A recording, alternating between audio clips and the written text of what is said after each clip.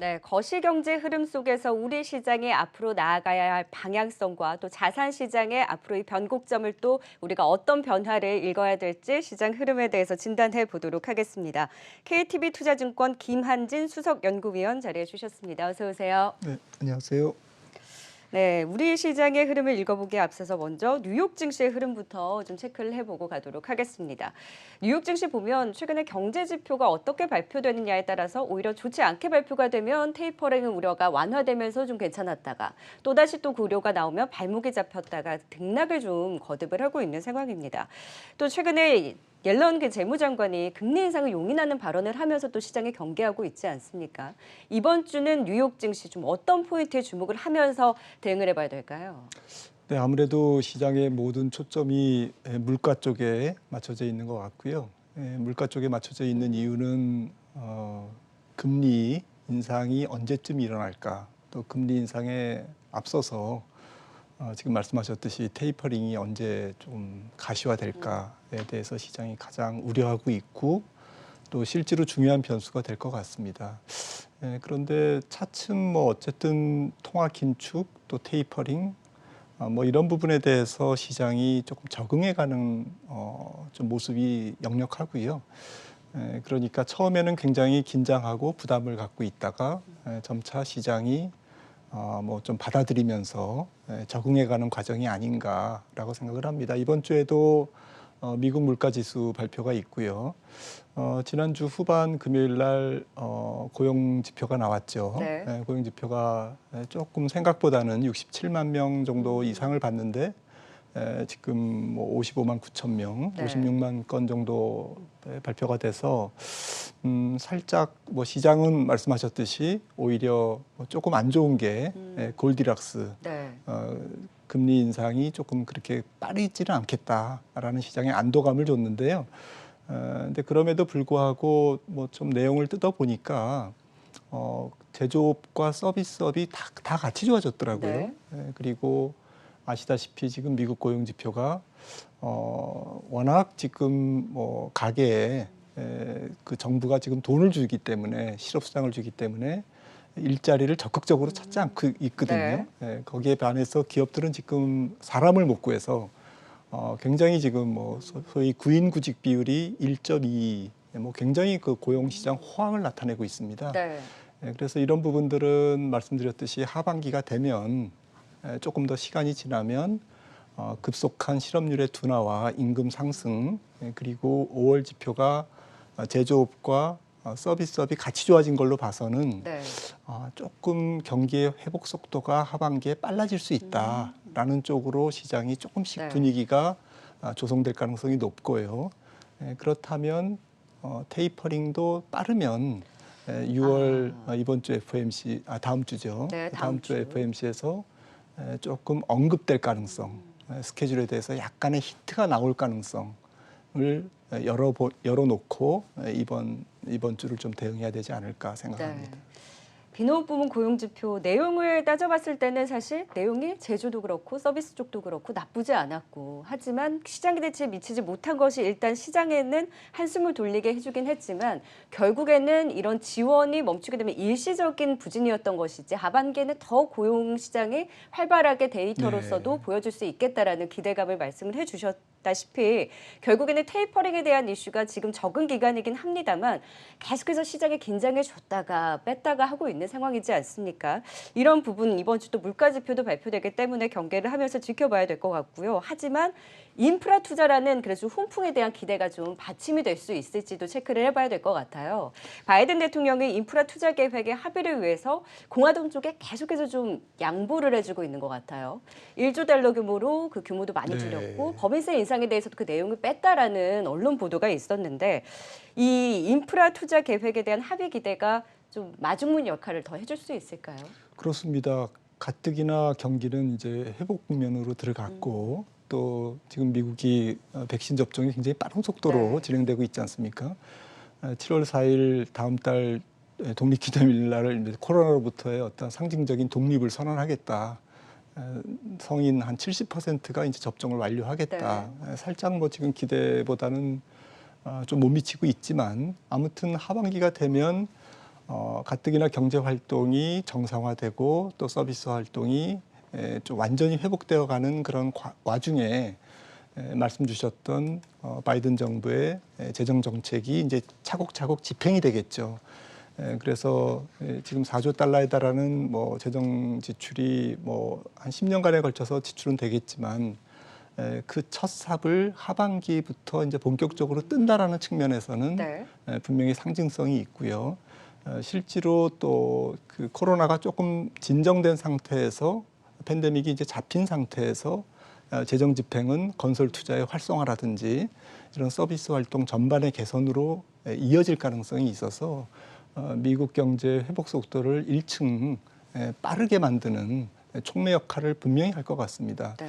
살짝 뭐 공화당과 지금 조율을 하고 있고 뭐 정치권이라는 게 그렇지 않습니까? 뭐 밀고 당기다가 결국에는 합의가 되는 네, 합의가 방향으로. 되는 그런 과정인데 조금 정책 규모가 준다든지 해도 워낙 뭐 규모 자체가 크기 때문에 절대 규모가 크기 때문에 네. 시장의 기대를 그렇게 누르는 역할보다는 오히려 경기 회복의 어떤 자연스러운 상황에서 순환적인 회복 과정에서의 재정 집행의 추가 어떤 그 가세라는 관점은 미국 경기에 대한 기대감을 더 높이는 데 기여하면 기여했지 네. 누르지는 않을 것이다라고 보고요. 문제는 이제 뭐 그렇게 하다 보면 되다 보면 결국 앞서 말씀드렸듯이 경기 회복 속도가 너무 빨라서 통화 정책이 연준으로 하여금 어떤 긴축의 당위성을 네. 조금 더 강하게 제공하는 그러한 부정적인 효과가 동시에 나올 수 있다는 것은 뭐 분명한 일인 것 같습니다. 네, 인프라 투자 그리고 경기 회복이라는 한 축과 결국에 테이퍼링과 긴축이라는 이슈가 상충이 되면서 시장의 방향성을 잘 읽어봐야 될 텐데 그래서 자산 시장에 대한 변화가 하반기 변동성이 더 커질 수 있을 것이다라는 전망을 내놓으셨어요. 아무래도 이제 팬데믹 종식, 뭐 백신 접종에 대해서는 국가별로 차이가 크긴 합니다만 백신 경제로 나아가다 보면 하반기에 아무래도 가시적으로 데이터적으로도 경기 회복을 느끼게 될 거 아니에요. 그럼 자산 시장에 대한 변화가 뭐 어느 정도 반영을 하고 있긴 합니다만 다양한 영향에 대해서는 좀 어떻게 지켜보세요? 네, 그렇습니다. 지금 뭐 다 아시다시피 지금 하반기 이후에 경기가 좋아진다라는 것은 상당히 주식시장을 비롯한 자산시장에 조금 미리 네. 선반영돼 있지 않습니까? 그래서 하반기 자산시장은 액면 그대로 좋은 게 아니고 더 좋아지는 업종이라든지 더 좋아지는 어떤 뭐 섹터라든지 네. 스타일 혹은 더 수요가 쏠리는 공급이 부족한 그런 원자재라든지 이런 걸 중심으로 해서 조금 슬림화돼서 움직일 가능성이 있습니다. 네. 좋기 때문에 다 같이 올라오는 시기는 아마 상반기 정도로 마무리되어 가는 그런 분위기고요. 아무래도 하반기로 갈수록 소위 서프라이즈, 센티먼트, 뭔가 더 좋아져야만 주가나 어떤 자산 가격이 올라가는 이제 그런 현상이 조금 더 두드러질 것 같거든요. 그러다 보면 주식시장에서는 상승 종목이 조금 좁아질 가능성, 뭐 전반적으로 다 오르기보다는 좋긴 좋은데 더 좋아지는 업종을 찾기는 좀 쉽지 않기 때문에 주가가 안 올라간다라고 보기보다는 올라가는 종목이 줄어들 가능성에 대해서 염두에 둬야 될 것 같고요. 그런 관점에서 보면 원자재 시장에서는 뭐 구리라든지 목재라든지 지금 미리 올라간 이런 섹터 쪽은 조금 원자재는 조금 주춤할 가능성이 있고요. 또 물가와 금리가 계속 올라간다면 금 가격도 최근에 암호화폐 어떠한 조정 국면에서 상당히 강세를 보였는데 하반기에는 금도 좀 주춤할 가능성을 조금 열어놔야 될 것 같고요. 업종 쪽에서는 소재라든지 뭐 금융주라든지 이런 쪽이 조금 상반기에 어쨌든 좋은 모습을 보였는데 네. 하반기에는 조금 더 실질적인 소비가 증가하니까 재량 소비재, 자동차라든지 뭐 앞서서 말씀하셨지만 그런 뭐 약간 소비재 중심으로 주식시장이 조금 재편될 가능성이 있어 보입니다. 그럼 증시에 대한 방향성과 함께 조금 더 자세하게 짚어보면 금 가격도 최근에 좀 많이 올랐지만 하반기에는 좀 주춤해질 가능성이 있고 원자재 가격도 이미 반영을 하면서 많이 올랐는데 많이 오른 쪽에 대해서는 역시 조정에 대한 부분이 나올 수 있다면 소비재 쪽과 또 상대적으로 유리하게 볼 수 있는 자산과 또 주식 시장에서의 방향에 대해서는 조금 더 설명을 해주신다면 네, 그렇습니다. 네. 아무래도 이제 전체적인 조금 IT 쪽이 어떻게 될 것인가가 조금 중요할 것 같아요. 네. 사실은 과거에 이제 경기 사이클의 그 경기 확장의 중후반기로 들어갈 때 지금 하반기를 이제 경기 확장의 중후반기로 본격적인 네. 확장으로 본다면 그럴 때는 IT가 나쁘지 않았거든요. 특히나 이제 지금 수년 전보다는 IT 소비재의 어떤 그 파급력이 굉장히 커졌지 않습니까? 네. 경기가 좋아질 때 사람들이 어떤 제품을 사느냐라는 관점에서 물론 팬데믹 상황에서 미리 텔레비전이라든지 뭐 랩탑이라든지 휴대폰에 대한 수요가 미리 늘었습니다만 그래도 어쨌든 새로운 어떠한 그 소비의 물결이 확산될 경우에 네. IT 쪽을 빼놓고 보기는 좀 어렵습니다.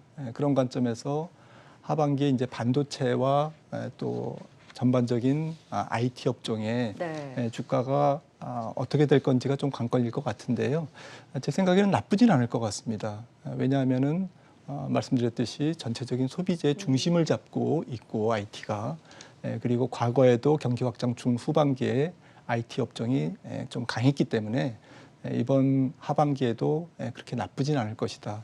또 금융주 같은 경우에도 네. 아직은 밸류에이션이 조금 뭐 괜찮거든요. 네. 그래서 상반기에 조금 전 세계 글로벌 증시에서 금융주가 강세였습니다만 하반기에도 본격적인 금리 상승과 금리 인상 어떤 시기의 단축이라는 관점에서 보면 금융주가 그렇게 나쁘진 않을 것이다. 밸류에이션이 아직도 조금 안정된 금융주의 경우에는 글로벌 증시에서 조금 약진할 가능성이 있다라고 생각을 합니다. 이미 빠르게 반영한 쪽에서는 다소 조정이 나올 수 있기는 하지만 워낙 소비 회복과 함께 데이터적으로도 하반기에 확인을 할 수 있는 만큼 소비재 쪽에서는 일단 자동차와 정말 소비재를 중심으로 그리고 IT도 그 흐름을 같이 맥락을 할 수 있을 것이다라는 의견을 주셨는데 이 IT의 대장이 가야 사실 우리 지수가 가잖아요. 그렇다면 사상 최고가 사실 자리가 얼마 남지 않았습니다. 6월 달에 이 사상 최고가 경신 가능하다라고 보세요?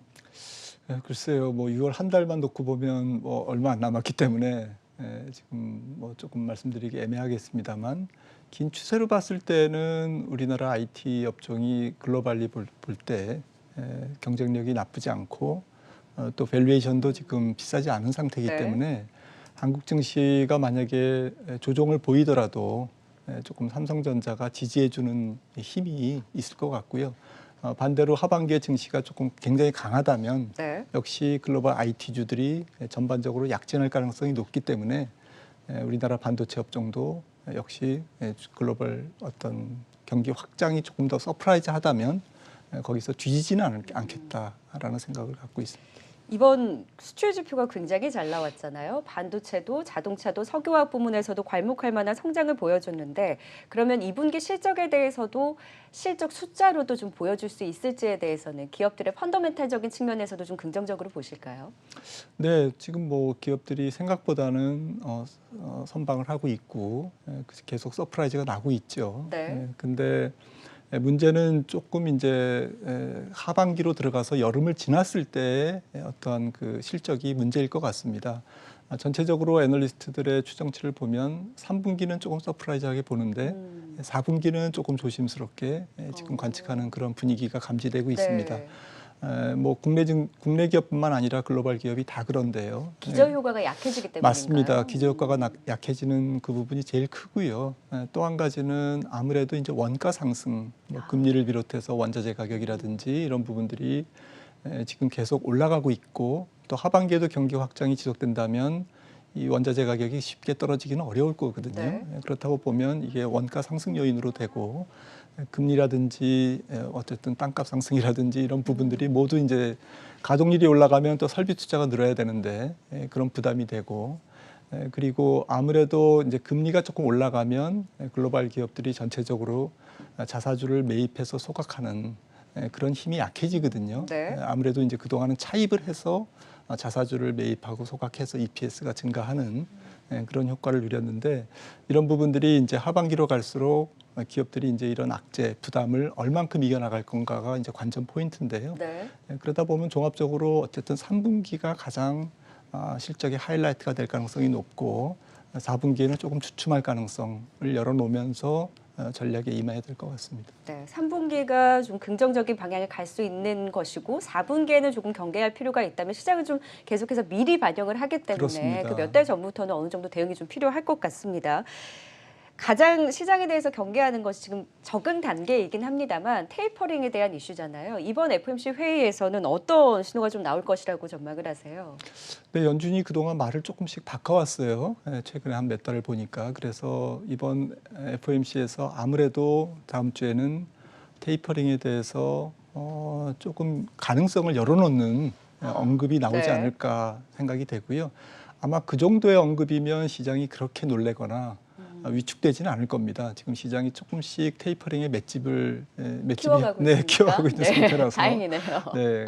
하지만 뭐 곧 9월에 인상한다, 음. 테이퍼링을 시작한다든지 이렇게 소위 FOMC가 그냥 갑자기 훅 치고 들어올 경우에는 시장이 약간 딸꾹질을 할 가능성은 있죠. 갑작스럽게 네. 그러지는 않지 근데 않을까요? 뭐 지금 물가 지표가 어쨌든 그렇게 가파르게 올라오고 있는 상황은 아니고 네. 또 뭐 파월 의장이 얘기했듯이 누차 강조했듯이 하반기에 기저효과가 사라질 경우에는 조금 현재 물가 상승 속도가 일시적일 가능성에 대해서 계속 강조를 하고 있기 네. 때문에 그 말이 이제 그 인플레이션에 대한 기대와 예측에 대한 말이 바뀌어야 결국 이제 연준도 스스로 이제 금리 인상에 대한 어떤 적극성을 띨 텐데 그 시점은 아무래도 한 4분기 정도는 돼야 될 것 같습니다. 네. 그래서 당장 6월을 포함한 9월까지 FOMC까지는 좀 시장 달래기에 계속 신경을 쓰면서 연준이 말을 좀 가려서 할 가능성이 높아 보입니다. 네. 좀 급작스러운 뭔가는 없어야 할 텐데요.